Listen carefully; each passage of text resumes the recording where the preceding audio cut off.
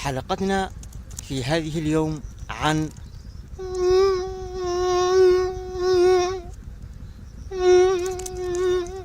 النامس.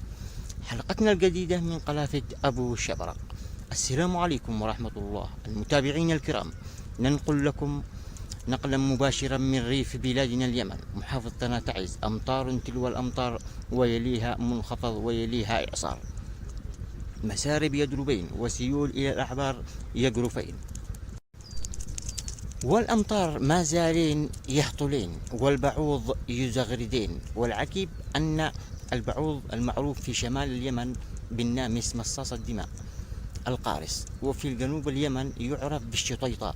هذا النامس قاتله الله لا يعرف لا مطر ولا برد، ويكر ومن ثقب الناموس يمر ويقرص ويضر. نيته لم يفارق الآذان، أحرمنا متعة الميزان الشنان، ما لنا له حيلة إلا الدعاء. اللهم إنه قد مص دماءنا ونكد عيشنا وضيع نومنا وقلب لنا الحمى والضنك، وخاصة أنه مع المصاص البشري اشترك.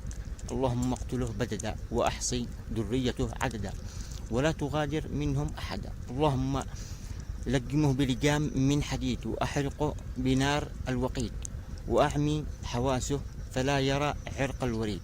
وأنت يا الله على ما تقول شهيد. وسلام.